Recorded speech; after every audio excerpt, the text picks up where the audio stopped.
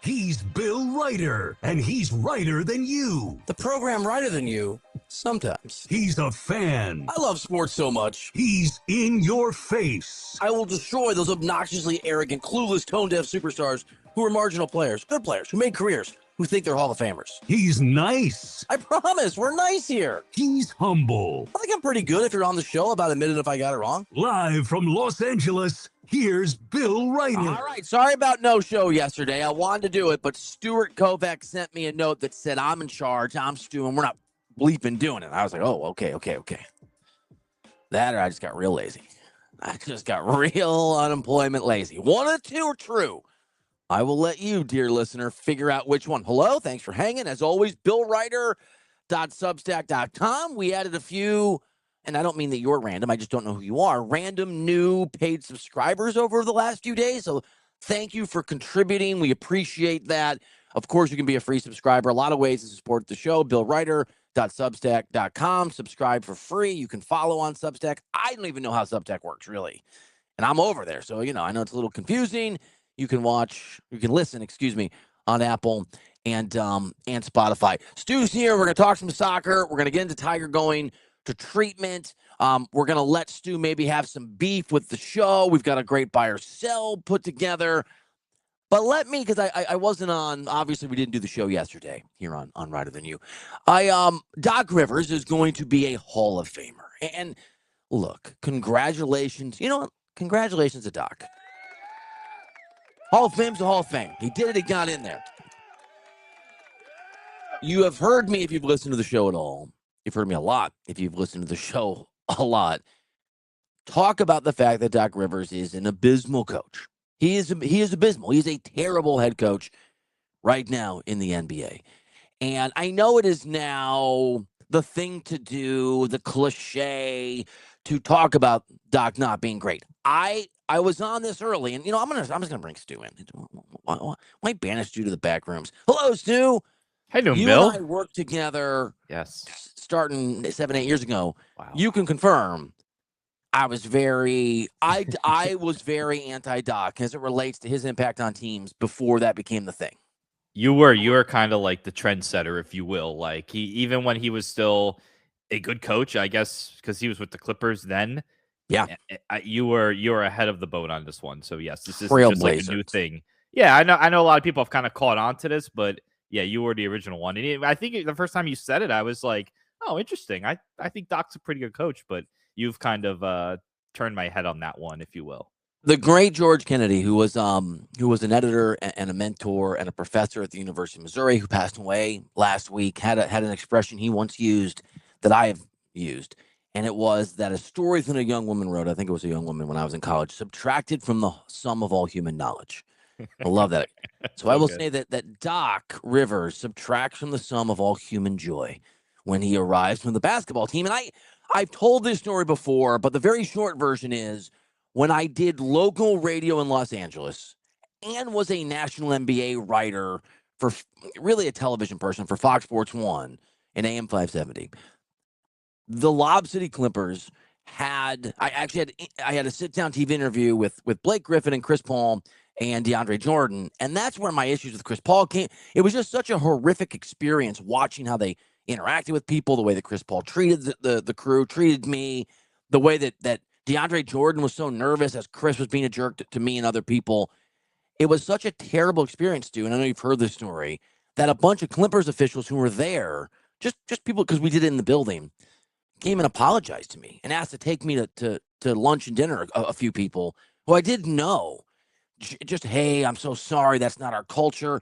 And then we get a couple drinks in them, and they start talking about how Chris is the worst and treats people badly, and DeAndre Jordan hates him. And it led to me breaking a story that DeAndre Jordan didn't want to be a Clipper, didn't like the organization, didn't like Chris Paul, didn't feel like Blake Griffin had protected him. And I put that story out. This is 10 years ago. And everybody called me a liar. And the local radio station that was the other station, that was the Clipper station, every day I would drive in, I would hear them say Bill Ryder's making stuff up. And Doc Rivers would call me a liar by name. And then if you remember, DeAndre Jordan left. DeAndre Jordan had his brief moment where he was a Maverick. He was going to be a Maverick, and he got held hostage in the house. You remember? Like, yes. It was like a hostage movie. He was. So I had this experience where two things happened. I watched Doc lie about me, and so that's a character thing. Liar about me and my credibility. Okay, fine, happens. But the main thing is that so many people, these sort of couple people apologizing about Chris Paul's behavior, then telling me that DeAndre Jordan couldn't stand Chris and was like intimidated by him because I'd seen it in this interaction, led to me spending 3 months reporting this. And some of the reporting that came out was sort of a look into Doc Rivers. And so and then I started taking this information to GMs and executives who had worked with Doc before, thinking, right, because as a journalist, what you do is you vet these things. You get all this negative stuff and you go, okay, there's an angle here. Let me call this guy who I know worked his way up when Doc was there. Now he's a GM or an assistant GM or a coach or whatever he is, and he'll give me another perspective. And the perspective was, oh my God, I've been waiting for this call for years. Doc sucks. Doc's the worst. And so it was this cascading number of voices out there, including people who like Doc Rivers, who thought he was vastly overrated. And that is the context for him and I not getting along and me saying the things that I've said. He's a bad coach. He's not good at his job. He is ineffective. He has destroyed absolutely and completely the Milwaukee Bucks and their window with Giannis Antetokounmpo. And when I was writing over at CBS Sports, I wrote the day he got the job, I wrote the Bucks are done. And I updated every 6 months. And if you go read them, they're the same column, just updated, and they're accurate. It doesn't change those two. Okay, so that's all of me saying I'm not a big fan of the guys. That would be my audio assessment of Doc Rivers' coaching is. However, this is from The Athletic, and I'm going to read it. He does have, in fact, I don't even know if the Bucks won the last 24 hours. Did they play last night? They don't tend to win. He either has 1,192 victories or 1,193 victories. The Bucks lost, so okay. his win total stays the same. On brand for the Hall of Famer. Doc Rivers has coached teams to 1,192 total victories. That puts him 6th all time. He's 18 wins away from Pat Riley, number 5 on the list. He's the only coach in the top 10 in victories who hadn't been inducted yet. He has 114 playoff victories. It's 4th all time behind Phil Jackson, Pat Riley, and Greg Popovich. His 2,053 games coached are the 4th most ever. He obviously won an NBA championship with the Celtics in 2008. I don't know why it's on his resume that he made the NBA Finals in 2010, Zach Harper, but okay, cool. He made the NBA Finals. Coaching a team to the NBA Finals does not, by the way, make you Hall of Famer. But all right, he was Coach of the Year in 1999. I'm trying to do the complimentary stuff. 1999 is a long time ago. He was Coach of the Year in 1999? The iPhones didn't exist. He was named one of the 15 greatest coaches ever during the NBA 75 celebration. Here's my thing about Doc Rivers. Here's my take on Doc Rivers. I have never claimed that Doc Rivers has always been a bad coach.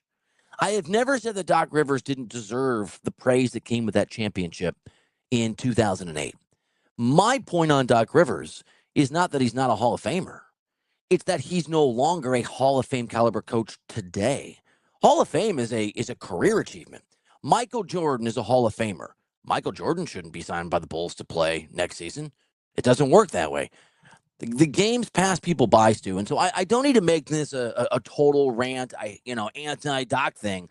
I've seen the memes that are out there because they make me laugh.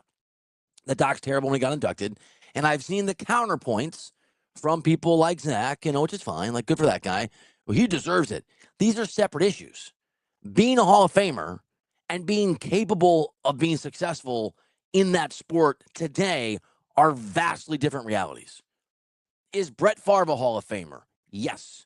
Do I think Brett Favre should leave Kiln, Mississippi or wherever he's at and go play football again?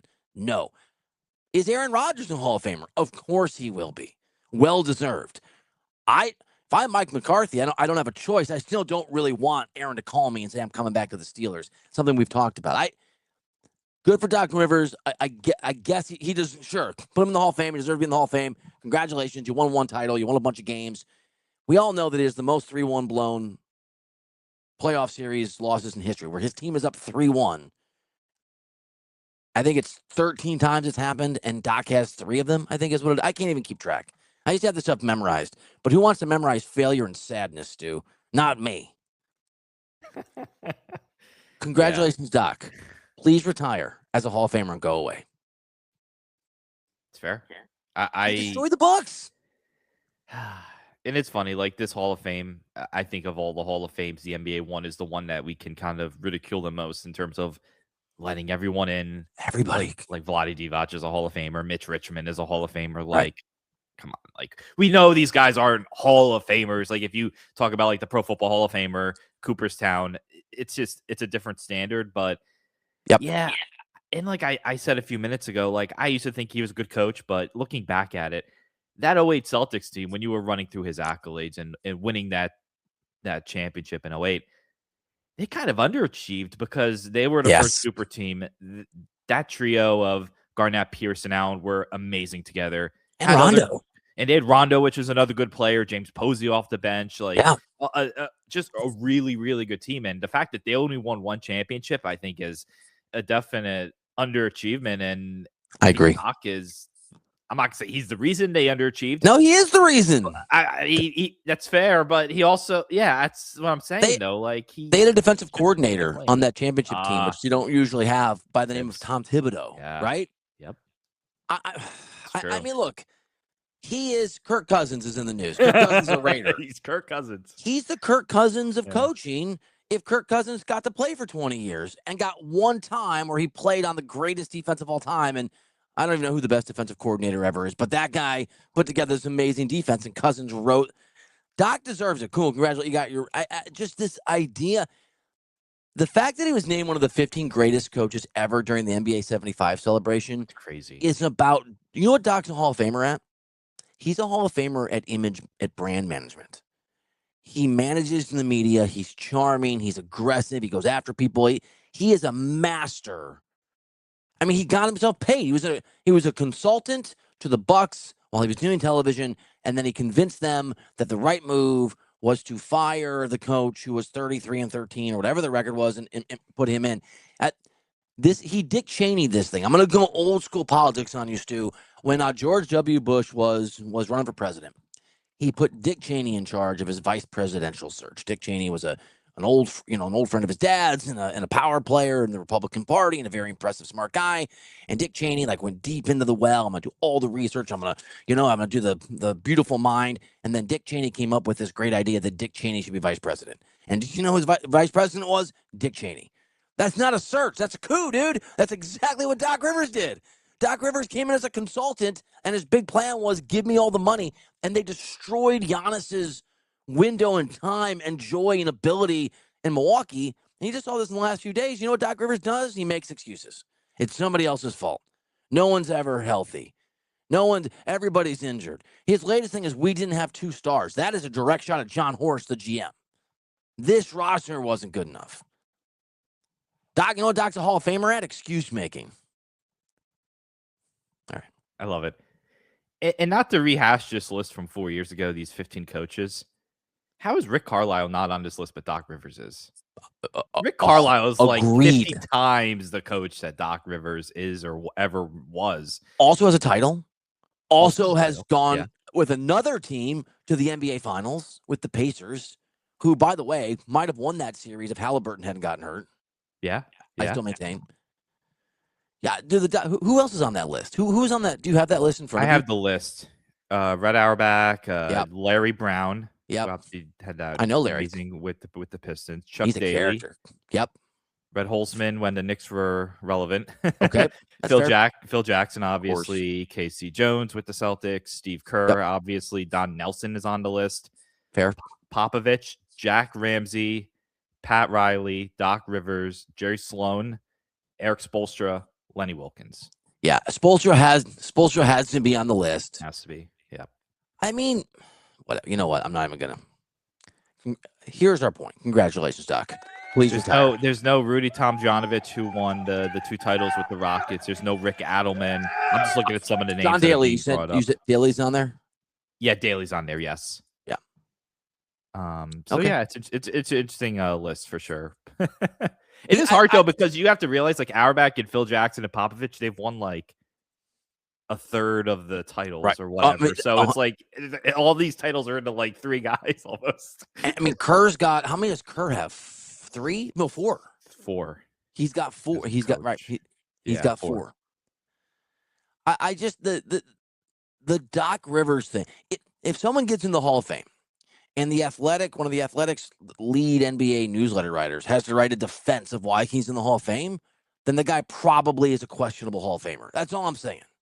If the lady does protest too much, Pygmalion, Mr. Kilgore, sophomore year, Wahlert High School, Dubuque, Iowa, 1994, the lady does protest too much, then there's probably something wrong. We went 15 minutes on Doc. I'm like, I'm going to come in, I'm going to praise him, be like, I don't think it's very good, but congratulations. And we didn't do that. Congrats, we went straight Doc. truth. I love it. Straight. Oh my God. Can I tell you something? This is a little awkward. You know what? We're going to do on the other side. Other side. We have a fake break. Fake break. Right. Fake break. You love the fake. By the way, whenever I do the fake breaks, I don't take Tom down because I can make him disappear, but I don't. Oh, there could be because his microphone won't work. Yeah, there's going to be an issue. It's like, Tom, stop coughing during the fake break. People are confused. We'll show you how it works, Tommy. Fake break right now. He's Bill Ryder, and people can't stop listening. It's Ryder Than You with Bill Ryder. All right, so I have a very Larry David thing.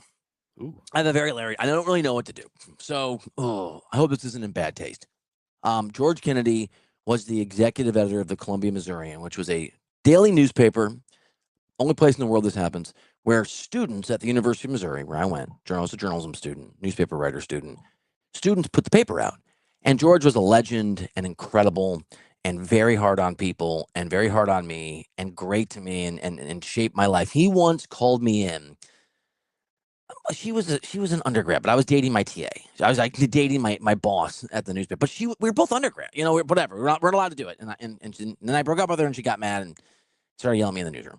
And then I go, okay, that's why there's the rule. So I'm going to share all the shares. Hi, Jenny and Kevin. My in-laws are listening. This is before Lori. And George Kennedy called me in and closed the door and goes, Mr. Ryder, someday I would like to meet the worried weather duo that must be your long-suffering parents. that was George. Just like would insult you, but not fire you, and properly insult you. So he passed away last week. There's a memorial for him in a couple weeks in Columbia, Missouri. I don't know if I can make it. I'm going to try, but an amazing man, an amazing person, and a friend and a mentor to me and a lot of people. And there's a list of people who are invited. And I hope it's okay that I'm saying, but Seth Wickersham is on the list. And Wright Thompson is on the list. And you get these invitations, right, where it says Seth Wickersham, it says Vince Felock, it says Wright Thompson. And people say, well, I'm going to go or not go. Whoever invited me sent to the wrong email address, so mine says Ryder Than You. So it's like a very solemn thing, and it's like John Smith, Wright Thompson, Melissa Clark, Ryder Than You. And I'm just like, what do I do here? Oh, no. Do I write them back and say change? I don't think, but it's that's fine because it looks, if everyone can see it, then everyone can see it. Yeah, you should be like, hey, can you change this to Bill Ryder? But I worry it's going to be insulting. No, like, you're in mourning. Hey man, you got my name wrong. I mean, it's not my name wrong. Yeah, but it's true. Looks... Yeah. So I went today to be like, hey, and I'm like, I don't. To me, it's Ryder Than You. I just sound so obnoxious in that context. Yeah, but it also looks weird if everyone's name is on there and it's just whatever, a slogan or a title. It's. Yeah, it's a weird it's what one. We call a dilemma, Stewie. It is a dilemma for sure. That is, yeah. I mean, I'm sorry we got a little serious, but but I mean, life and death is part of life, and George had a great life and was and I think in his age, amazing man, amazing man, and those of you a few of you listening know, what a great guy. Okay, so very quickly, we made you bum of the week last week. I'm not gonna lie. I still don't know why, but I heard. I can't remember if we did you wrong or not. Let's look. Oh. Because you took the whole week off. That's why. That's why. Okay. I'm Stu. I'm not available. In fairness, it's nice to get paid for the things that you do. So I understand you're killing it. My dilemma, if you will. We still made you bum of the week. I feel like maybe Tom baited me into it, but a shocker that Tom would make me bum of the week. Yeah, I can't believe it. So if you want to push back at all, this is your chance. I mean, I was working. I don't know. I don't know what else to really say other than I did 12 straight days of working and sure. some doubles in there too. So. Oh, you did? I don't care. Poor me. I know. No one cares. But I do care. There we go. I couldn't get it to work. I love when you think you push the button and then you make a face, but nothing actually plays, and then you have to go again and push it. It's great. The buttons are hard, dude. Have you heard? So I've got some new ones. I need to start listening to them, like playing them a little bit more. Here, hold on. You ready? Here we go. No, I heard about this one. I love Cowboy. Yep, I like that. I like that. And then somebody laughs in the background. I got the buzzer. Like, this is a better. Hey, Stu, you know what? You were working last week. That's a good reason not to be here. Very quickly on soccer. Yes. I'm not I don't really care about the national teams until the World Cup, and I hate the international break because I want to watch actual club soccer. It's tough. Italy failed to make the World Cup again. 12 years. This is going to be a 12-year span of them not being in the World Cup, which is unbelievable. It's crazy. They just can't get out of their own way. They always play down to these opponents. Like, they're not getting forced out by losing to like a Germany or Spain. Right. They're losing to these smaller countries. They lose to Kosovo? Who they lose to? No. Bosnia.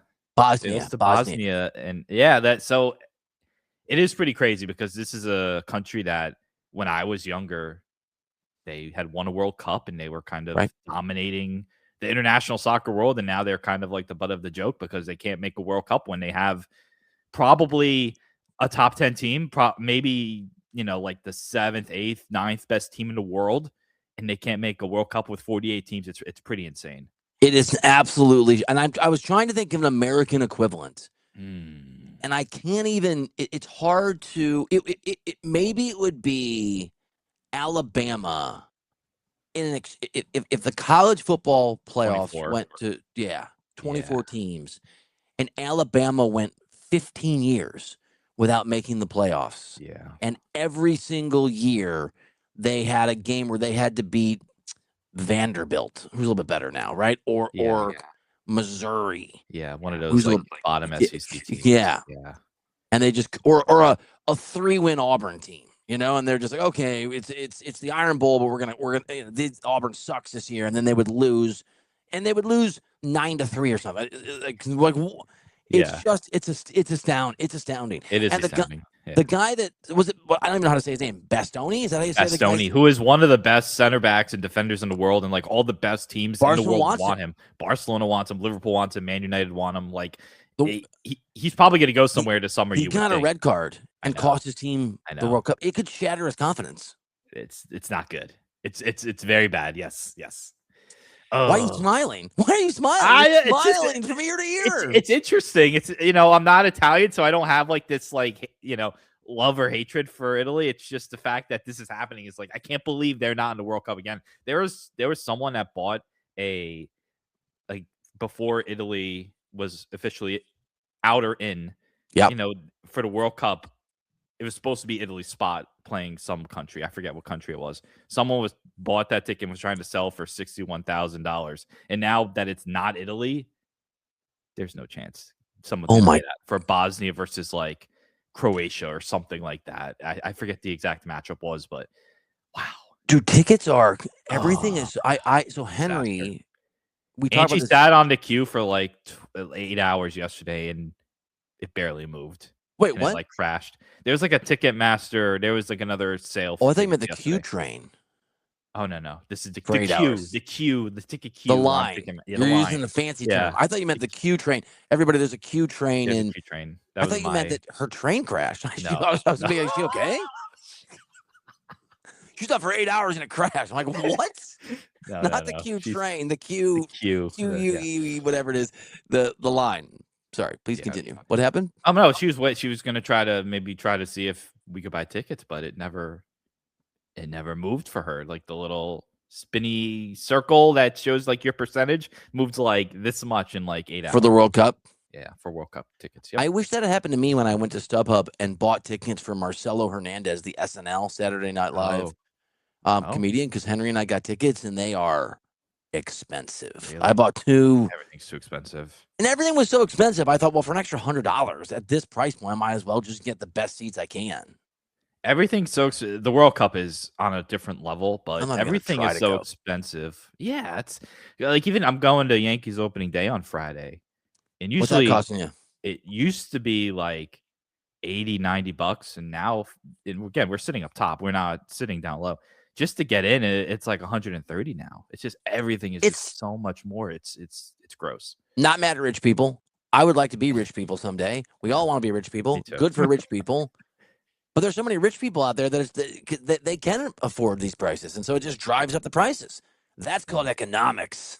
I know. I don't even know if that's But accurate. my thing too is though, like going back to the World Cup though, Talk to me. who is paying? And again, I know it's rich people, but like, A are buddy of people mine. really paying $30,000 for A a buddy group of stage mine. game? For a group stage game? A buddy of mine has 2 tickets for. Is USA in LA? I think they Yeah, are, right? I think they're He has Seattle, LA. he has 2 of those tickets, and I go. This is what I've learned with, and some of the folks are listeners, and so if you think I'm talking about you, I'm not. I might be not. In the community I live in, very wealthy. In the community I live in, this is how you know that it's outrageous. My buddy goes, "Oh yeah, I got 2 tickets," and I go, "Oh, are you inviting me?" He's like, "Oh no, no, no." And I'm like, "Okay, okay. How much were they?" And then he'll go, "This is I don't know, I don't know." Or, "Hey, you should stay at this resort in Hawaii." I'm like, "Oh, okay." He's like, "Yeah, it's amazing, like huge suite," and I'm like, "Oh, like a suite? Oh yeah, and they bring you champagne." I'm like, "How much is that?" "Oh, I don't know." That translates to it's so much money. I am not going to. Ugh. Yesterday, and then I'll just. So this is like just. So I'm a kid from Iowa, right? And people go like, oh, yeah, I know you're rich, bro. I ain't rich, but I live among rich people. So we did a coup on my tennis team, on my USTA team. We had a captain. Tennis team was terrible, so we started our own team, and then he got all. It's a whole bunch of drama over the tennis courts, and so one of the me and my buddy Jeff put together a new tennis team, and one of the guys like, hey, I'll host a tennis party. Be like, okay, cool. He has a second house he doesn't live in that's on the ocean. It's called the Strand. It's got to be a $15 million house. So, like, he's got a second house just for parties. Yeah. I can't I afford guess my that actual house. $30,000 a ticket isn't really. That's like That is how that's like the paying side like of the tickets. a $1.75 a ticket, basically. Right. If you're Like, why did I bring a bottle of wine? Why have I spent $20 on this? should be You giving should be you a paying liquor me to store. be here. Yeah. Yeah. Okay. So Italy's out. To your point, another point on this, and this is as a Barcelona fan, this is gonna with Rafinha getting hurt. It sucks because I feel like every international break you get these key players injured, and it is maddening, and it happens every time. And in matches that don't matter, people that don't know. Yeah, these sometimes are all the matches matter. These are friendlies. Yeah, they're exhibition games. You have Arsenal losing a guy. You have Barcelona losing a guy. We lost our most important player. He's our most know. important player for the system that Hansi Flick runs. He's out for like a month, right? Yeah, 5 weeks. We got Champions League games next week. We play Atletico Madrid 3 times in a like 3 times in. Wow. We play him. Yeah, me and my buddy Bruno were gonna go watch the game together at Cosm, and then we realized we're gonna hate each other in that match. He's an Atleti fan. Oh, he is. It's gonna be incredibly intense. I don't have a lot to say on Tiger seeking treatment other than I hope it works out. I have sympathy for him, but at some point, because there's a pattern here with Tiger Woods. There's a pattern of substance abuse and car accidents that have been singular at, right? He rolled his car here not far from where I am in LA and could have died. I'm so glad he didn't, obviously. He just rolled his car near Jupiter, Florida, where he lives. One person accident. Other people are on the road. Other people are on the streets of America. And at some point, it's going to become something where someone else is hurt or injured or killed. And so I have sympathy for the man. I really do. Disease addiction sucks. It's awful. I've loved ones who've been through that. He's going to hurt someone else. And so I really hope this takes for him and for the safety of people out there. I don't even care about whatever golf, right? Golf, like the golf. He's not good enough to compete, and even if it was, who cares? This is such a bigger and sadder thing. So dark, a little dark, some serious topics. Yeah, for real, definitely. Including you being bum of the week, very serious. Right. Serious too. You deserve it. All right, Tom, are you out there? We're fake breaking again. Okay, watch us be silent. We will be right back.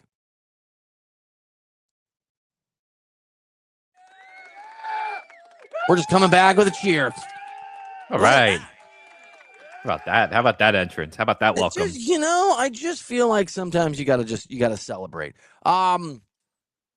Tomorrow's show, by the way, you and I are going to do a show tomorrow. I think what we should do is just do a way too early NBA sort of playoff prediction, even though not everything's set. Just kind of go through it very quickly, because there's some teams that are the flip side of so many teams tanking is there's a lot of teams who are surging, who are racking up wins and momentum. It's going to be. Do you believe in Denver? Do you believe in the Lakers? Do you think the Spurs can take the Thunder down? The West in particular has a lot of really interesting teams. Even the East feels wide open, doesn't it? It does. It does. Yes. Well, yeah. How good would a Knicks Spurs? I think Spurs. I know it's a small market. I think we'll do this tomorrow. I think Wemby in the finals is as captivating as Shohei Ohtani potentially in the World Series. I think Wemby is that.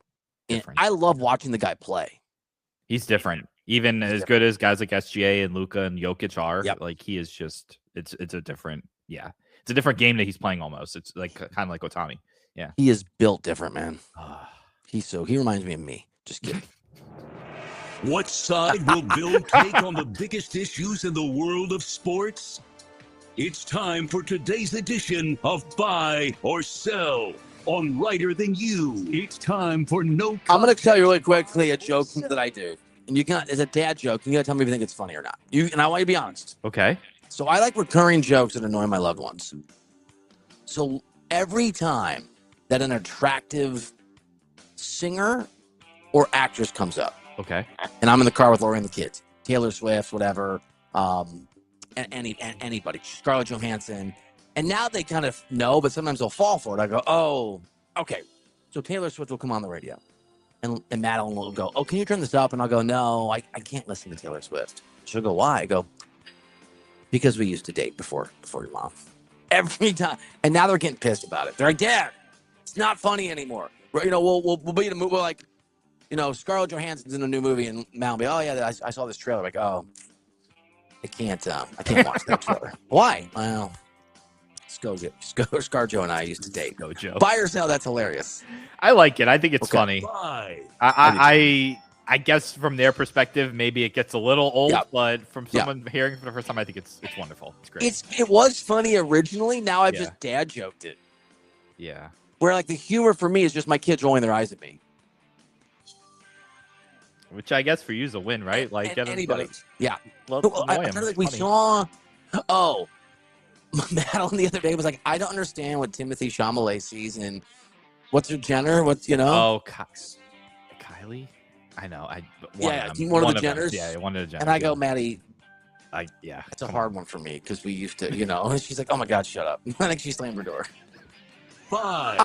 And she didn't talk to you the rest of the night. Yeah, she's 16. She's always mad at me. All right. Okay. We're doing no context, right? Yeah. Okay. Buy or sell, you'd start Kirk Cousins over Fernando Mendoza in Vegas next season. Okay. You're a Raiders fan, right? I am. Okay. Let me ponder this. So here's my thing. Buy. Yes. I'm hoping that's why they signed him.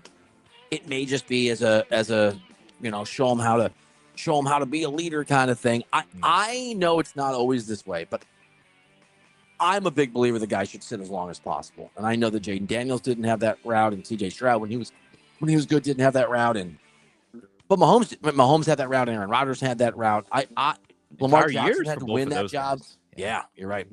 And Lamar Jackson was behind Flacco when he arrived for half of a season, if I remember properly.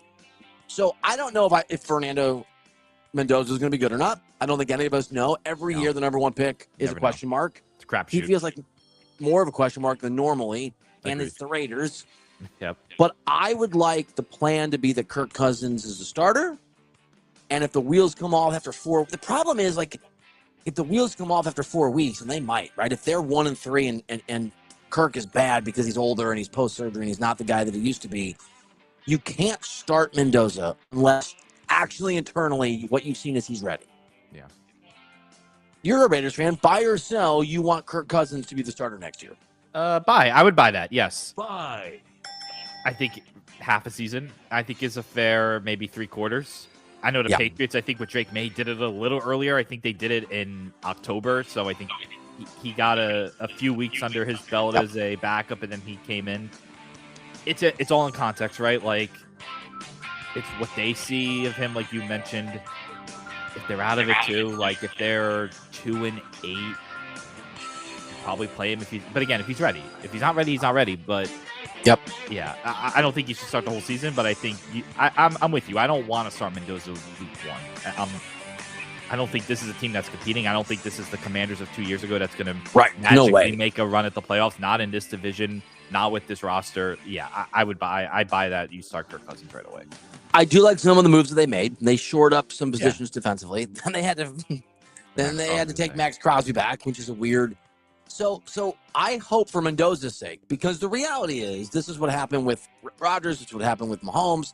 The reality is you have to have a good enough quarterback and a successful enough team that you're not tempted as an organization to start the young guy. I mean, the reason Mahomes didn't play year 1, they thought he was ready. He played one game last week against Denver, I think, on the road, just to get some. Because Alex Smith, they were like 8-0, I think 7-0 or 8-1 or whatever the record was. That won't be the Raiders, but I think if the Raiders are 500-ish, if they're 7-10, right? Yeah. You don't have to play Mendoza in that scenario. You know, you're 3-2, you're 3-4, you're 4-4, you're 4-5, you're 4-6, you're 5-6, you're 6-6.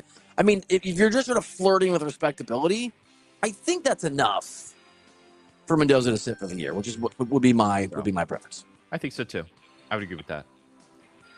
All right, Bill, buy or sell. You're excited for the Masters, which is next week. This is going to make listener Kevin unhappy. Sell. I'm not. A tradition that's boring like any other. I don't. I used to be into it so much. Maybe it's because I don't golf anymore. Like I used to golf. It's hard to golf in LA. When I lived in Kansas City, when I lived in Iowa, when I lived in Arkansas, I golfed all the time because it was easy to get to a golf course in 10 minutes. Maybe it's because, and we talked about Tiger, and what matters is hopefully he can get the help that he needs to protect him and protect other people on the road. But I'm not as interested. If Tiger were playing, I would watch. Even though I know he's not very good, I would watch. He's obviously not going to be there and shouldn't be there. I don't know. Are you? And it always follows the Final Four. So there's this rhythm of Final Four, really exciting. Championship game on Monday, some warm-up rounds Tuesday, Wednesday, and then Thursday things kick off next week. There's an energy and a vibe to it that I'm just not connected to anymore. I'm not either. I will probably tune in for the final. Yeah, I'm selling that. I'm excited. I will probably tune in on Sunday for the final hour, maybe. Right, me too. If it's close, I will watch the last hour or two. Other than that, though, I could care less. I'm just not a golf guy. I'm sorry, and that's not to offend anyone who is a golf person, but that's just not me, and I'm not going to fake it for 4 days out of the year. And whatever. Here's my theory of sports. My emerging theory of sports. I've been thinking about this. I think there are sports that can become popular from viewers who don't or haven't played them. And there are sports that have to draw largely from people that play them. You don't have to have played baseball to be a baseball fan. You don't have to have played hockey to be a hockey fan. I'm learning that. I'm trying to get into that a little bit. Hoops, football. I think that there's enough. And some of that, I think, is that there's an experience for a lot of us in this country where we grew up and our dads or our moms took us to baseball games, took us to football games. And you in high school, right? Well, in high school, class of 96, I would go to the high school football game. Even though I played tennis, I would go to the football games to watch. And when I went to the University of Missouri, I would go to basketball games. It was a social interaction. I think you have to golf to be a real golf fan. I think you have to play tennis. And I'm talking about, I watch tennis when it's not one of the Grand Slams. Like, I'll throw tennis on. You're not doing that. You're not watching the Barcelona Open, are you? No. In a week and a half? Right. I got buddies who watch lacrosse, and I used to be like, why? I used to think, why do you watch lacrosse? Because they play lacrosse, or their kids do. I think soccer is one of those sports that is both. Because people played it when they were younger. But for me, golf wasn't a niche sport when Tiger was around. It's like MMA. I don't do MMA, and so I'm not really that into it. But when Conor McGregor was at the height of his powers, I watched it. I was so without a person that pulls you in, I think it's just for those who play the sport. I'm not one of them. Yeah, I think I agree with you on that. Okay, buy or sell. You feel bad for Mark Cuban? Hell no. Hell, billionaire. So this is off of, I'm assuming, Stu, because you did a great job putting these questions together. Good job. He is pretty publicly said the DeMont families who he sold to, he doesn't regret that he sold. He regrets who he sold to. That is like if someone said to you in 10 years when you're married to Angie, do you regret getting married? If you go, I don't regret getting married. I regret who I married. That's not a good answer. Not great. No. Angie wouldn't like it. No, I don't think she would. No. So obviously there's trouble in Dallas. He doesn't. I mean, Cuban got screwed, man. He said he was under the impression he was going to retain operational control of basketball decisions. He has 27% of the ownership stake of the Mavs and 0% say in basketball ops, which is how it's why Jeannie Buss is never going to be in charge whenever the Dodgers group decides that's the case. And if you don't own it, you don't own it. But I don't feel bad for him. Do a better job vetting who you're selling to. Have better attorneys. Don't sell the team. I wish he was still the owner, but I got no sympathy for him, and I don't need to hear it. Yeah, especially when you make that much money. It's not like he was forced out. Like, he willingly sold his stake of the team. Like, right. For billions. Got the most money for it. And you know how these things work? Like, these guys are always going to sell to the top bidder. This isn't going to be like, oh, what's your grand plan for Luka Doncic? And are you going to do this and build this around him? Like, he's just looking at the money that he's making from it. Come on. Yeah, that's ridiculous. Yeah. Yes. You're wondering how there are soccer tickets to the World Cup for sale for that kind of money? Because Mark Cuban's out there. There are Mark Cubans out there. And good for that guy. Make your cash. Because of Mark Cuban. All right, stick with the NBA. Buy or sell. Steph Curry's likely return this weekend matters. This makes me sad because I think Steph's a transcendent athlete. Sell. I don't think Steph is washed. I'd be curious if you think that. I do think the Warriors are washed. Whether or not Steph is there. I would word it exactly how you did it. If Steph had Giannis with him, if Steph had another, top 10 to 12 player with him and a different, nucleus around him, I think that team could still succeed. I think Steph could still succeed as one of the two best players on a team, but not this team. Not the Warriors, as he's the clear number one and kind of like a broken Warriors team that doesn't resemble any of the Warriors teams that we've known, for the past decade. Unless the Spurs chase down the Thunder in the remaining few games that are left, which is very unlikely, the Warriors will have to win 2 games and then play the Thunder. Good luck. Have fun with that. Yeah, that's not going to go well for them. You can put 2 Steph Currys out there. No, I'm not sure I'm giving you much of a chance. No. I mean, they're 4 games under 500, and I know Steph's been out for a good chunk of those games of late, but yeah, they're not good anymore. That has passed. Can I admit something to you? Sure. Is it nice to have work? Kind of, yeah. Buy or sell. I am so happy when breaking news happens not to be called by CBS Sports. Buy. I'm going to tell the story.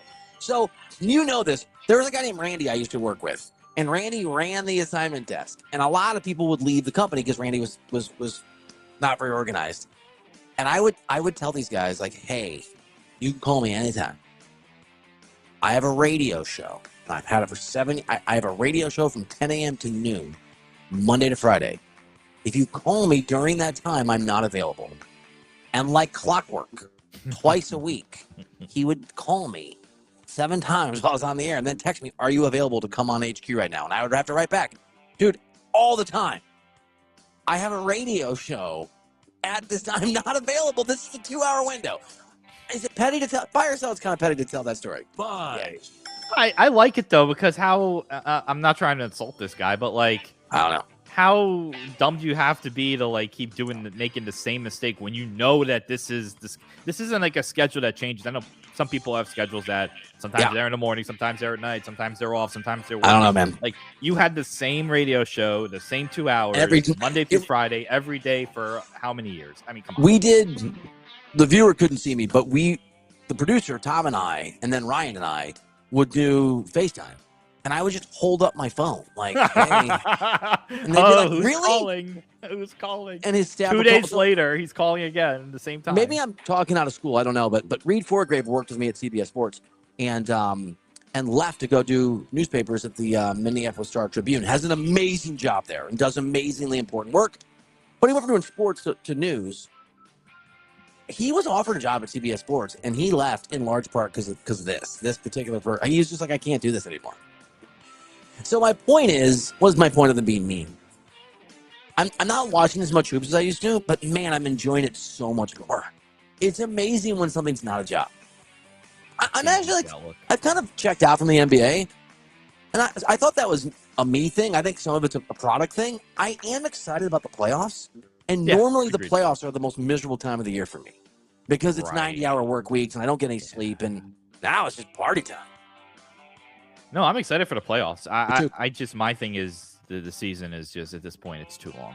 I can't do 82 games. I can't do. It's becoming, baseball and the NBA have shifted positions. Which is crazy because baseball plays double the games. Right. But they sped the games up. But yeah. And by the way, this is the other thing, and maybe we'll hit this on a show sometime. The heyday of the NBA post-Jordan was the LeBron versus Steph Curry runs, where it was set who was going to win and be in the finals. And everyone's like, me too. There's no parity. It was captivating. Everyone knows the Dodgers are going to make the World Series. Almost every year, but it's still captivating. Still captivating. Yeah. I don't know what it says about, fans, attention span, the difference between what we say we want as sports fans and what we actually covet. But I don't think it's a coincidence that the NBA was at its best when there were dominant forces and we knew we're largely going to win. And the same is true. And I know the Dodgers almost lost last year. I know the Raptors and Kawhi Leonard beat the Warriors in that one time. It's okay every now and then David actually hits Goliath with the slingshot and cool. Way to go. It's very interesting because we got what I thought we wanted, what I thought I wanted. A sort of level of parity. I think there's parity in the NBA. And the Thunder are really good. And it's just the product's not interesting. And over in baseball, I'm in on baseball. And the Dodgers are, what, are they 80% to make the World Series, which is crazy? Yeah. Dodgers are going to play either the Mariners, Blue Jays, or Yankees. We know that's what's going to happen. Yeah. One of those three teams probably. And Dodgers are probably going to win. But, Bill, it's almost like the March Madness thing, too. The argument of, do you want the upsets or no? Like, UConn Duke was just unbelievable. What a game. That's true. But you had Siena, who had Duke, Siena as a 16th seed, had Duke on the ropes. Do you want the upset where, okay, you had a great story like Siena, but then you don't get the amazing Duke UConn. You don't get 2 number ones in the Final Four. You don't get, 4 of the best 10 or 11 teams in the country in the Final Four. Like, do you want a 16 team to make a run? Do you want the 12 seed to make a run? That's kind of like the same argument where not a 16 seed because they can't make a real run. I still want 12 seeds to win because I can remember some of them making Final Four level runs, right? Was it VCU, remember, as a 13 seed? I think years ago. Yeah. Shaka Smart? Yeah. Made a crazy run. And Florida Gulf Coast. Made with Andy Enfield, who forgot my name, even though we like coming up, hanging out all the time. And I'm trying to remember Butler's first run with Brad Stevens. I think they were a 9? 8 or 9, I thought. Yeah. When they played Duke in the final and should have won. Has anybody in the last 20 years had a bigger rise than Brad Stevens, by the way? Oh, yeah. You were an assistant coach at Butler. Then you became the Butler coach. Now you run the Celtics. You don't even have to coach. You just do it from an office. You're muted, my man. Oh, okay. There we go. Hold Tom there. And you know, hold on. Wait. We gotta. I got you here. There you go. And if Brad Stevens had shown any inkling of interest in that North Carolina job, he would have 100% gotten it. He wouldn't have had to interview for it. He would have just gotten the job. Yeah. Coaching, you have to get on airplanes. You have to travel. You're away from your wife and kid. Some people love it, right? Some people obviously love it and can't. But it's 82 games in the NBA, and it's not obviously 82 games at UNC, but you have to recruit, so there's a level of travel that being the president of basketball operations, I don't even know what Brad Stevens' title is. I'm sure it's highfalutin executive, super gold, platinum labeled big shot or something. That's a nice life, Stu. Yeah. Don't need to coach and yeah, it's a nice try life. to convince players. You have to recruit players to come to your school. You have to recruit players not to leave your school. Right. Yeah, it's definitely he has a pretty good deal up there. Have a bad year, you get fired, or you're on the hot seat. Have a bad year in Boston, you maybe can fire somebody else. Yeah, they let us down. Yeah. You know, I fired him, and then I went to dinner with my kids and my wife. I mean, what a good life. Yeah, it's pretty good. It's pretty good if you're Brad Stevens. They should hire Randy at UNC. Oh boy, Randy will get a job there. Oh boy. All right, buy or sell. You like Wemby's aggressively lobbying for this year's NBA MVP award? Well, that was well crafted as a question, Stu. You're killing it. Buy. I love it. And by the way, I think he's got a point. Yeah, he does. I agree. They're 2 games behind the Thunder. Why SGA is going to be MVP, apparently, because the betting odds are... I don't have a vote this year for the first time. Whenever I don't have a vote, it's the years that I'm right and everyone else is wrong. I would vote for Wembanyama, I think, over SGA if I had a vote. I haven't really gotten into it the way that I normally would, but I think I would. Yeah. He's the Defensive Player of the Year. He's a 2-way superstar. These guys have won 15 in a row, and Wemby has started, I think, is the stat. And I think I don't even know. They're 10-1 in their last 11 or something along that range. They've won 10 straight. 10 straight. And again, head-to-head against Oklahoma City, they were 4-1. They've absolutely blown away Oklahoma City in the games they've played. Yeah. I'm with you. I would go Wemby because of what he's done so early in his career. He's healthy for a full year for the first time. Yep. Piecing it together, and they're already a force to be reckoned with. 40 games over 500. I agree. Yeah, I'm more impressed by what he's done this year than what SGA's done for the Thunder. I agree. Good job, Stu. You know what? Dude? Hey. Great work. All right, last one here. Buy or sell, you're still a believer in the Los Angeles Lakers? I will not answer it too in depth, other than to say we will get in that tomorrow's show. Fair. And you're a Lakers fan, but you don't watch You're a disgruntled Lakers fan. Watched a little more, but not to the like point where like a bandwagon guy. I don't. Doesn't make sense. That would never be me. What are you talking about? Come on. Doesn't track at all. Okay, that's it. Anything else you want to hit before we go? As I look for the correct button. I guess we'll do a little bum of the week tomorrow, and we'll do a little NBA tomorrow. Okay. Thanks for listening. Thanks for hanging. We'll see you tomorrow. Oh, I muted myself with our NBA preview. I muted me. See you tomorrow.